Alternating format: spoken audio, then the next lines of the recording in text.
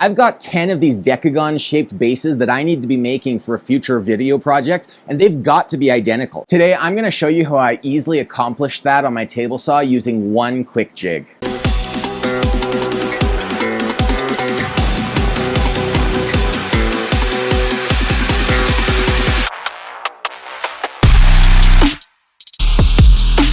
I'm going to be cutting a lot of similar angular pieces for this project that I'm working on. So let me show you the jig I'm building to make it so that I can cut repeatable pieces on my table saw. We don't need much to get started with this project, just a couple off-cut pieces of plywood. I'm using an old cross-cut sled fence and then a little bit of 3/4 inch shop grade plywood.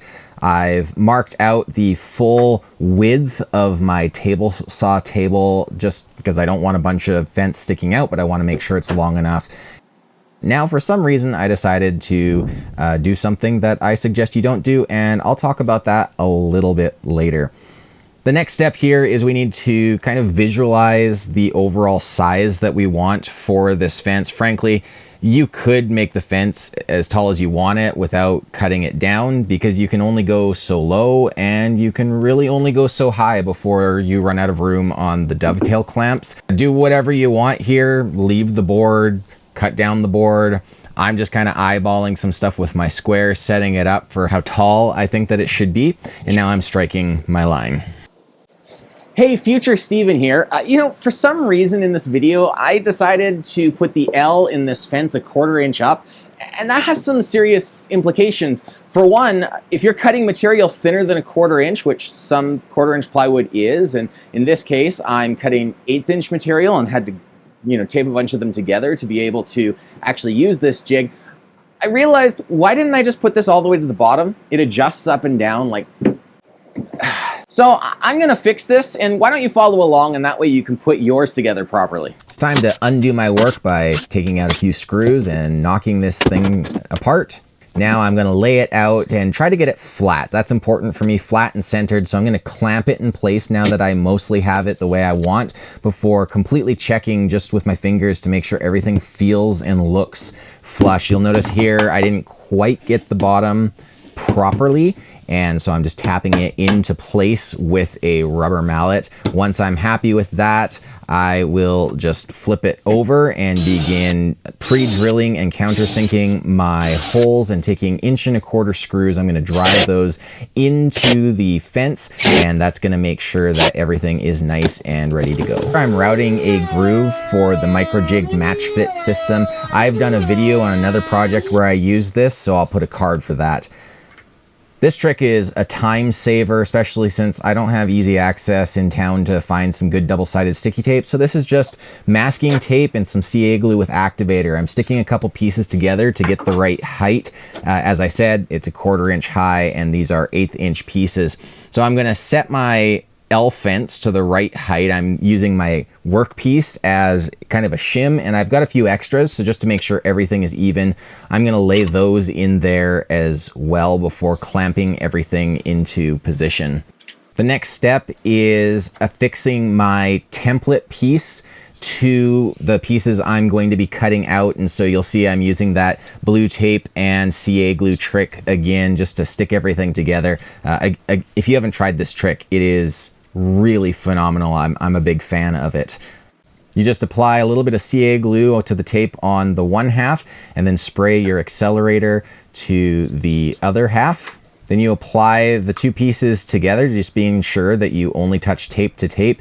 Press down for about 3 seconds and everything is stuck, but it easily comes apart when you need it to and doesn't when you don't need it to. So you'll see it fit underneath the fence, but the template rides the fence. Now I need to set the fence so that it is even with the outside of the saw blade. I don't want anything on the outside of this fence to actually get cut. So I'm actually using a straight edge ruler here.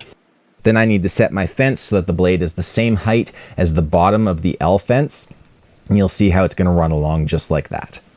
Today I've got a bit of a 2-for-1 deal for you. I've already showed you how you can cut multiple identical pieces on the table saw quickly and easily. Let me also show you how you can see multiple videos, kind of like this one, on YouTube. It's really easy. Just go below this video and click the thumbs up button, the subscribe button, and while you're there, why don't you click that little bell notification icon as well? Man, they made that easy. Enough of that. Shall we see how this thing works?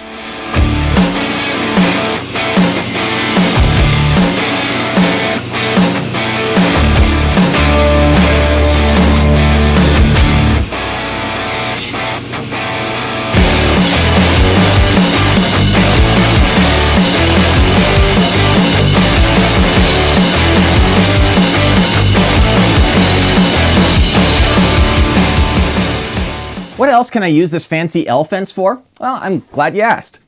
You could pattern anything without curves. You could flush cut things like splines on picture frames. You could use it for smoothing out rough board edges, cutting rabbets safely, and even cutting tenons on some boards if you wanted to. And I'm sure that there's many, many more uses that I'll find for this thing and that you'll find for it too. After doing all of this, I'm definitely thinking in the future, I may change out this L piece right here to something just a little bit wider. And the reason for that is you're limited to the depth right here, being underneath that when you're cutting, because you really don't want anything to bind up between the fence and the table saw blade. So if you're gonna cut a long piece or a sharp angle that's really, really big, that's not gonna work unless you have a bigger L piece. But for the majority of small parts that I oftentimes am cutting, this is probably gonna be fine. I may actually, if I need it, just build a bigger one and keep this one for now. I don't know, for now though, I mean, this thing works perfectly. I'm so glad I made it. So here we go. 10 decagon pieces, all turned out really, really well. Took me barely any time. I think I spent more time gluing these together with the tape than I did actually cutting them, which I think I would have spent far more time if I'd been trying to use the router table or something like that. So I'm really happy with the way that this turned out. My full build video for the project that I'm working on should be available on my YouTube channel in a week or two. In fact, it's sitting right next to me here, not quite completed. And so in the meantime, I'll see you in the comments. Where'd I put it?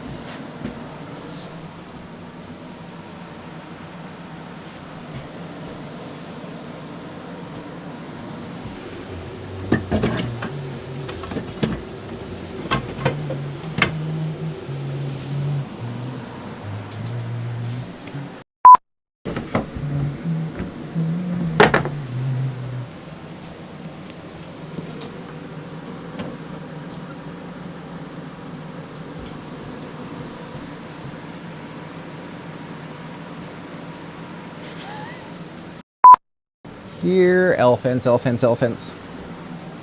Hello. Aha! I found it. I gotta clean that corner.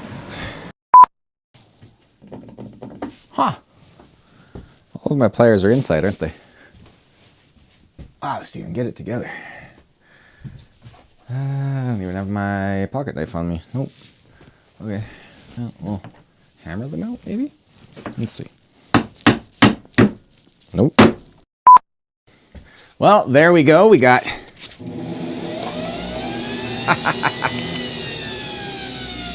Stupid dust collector. My full build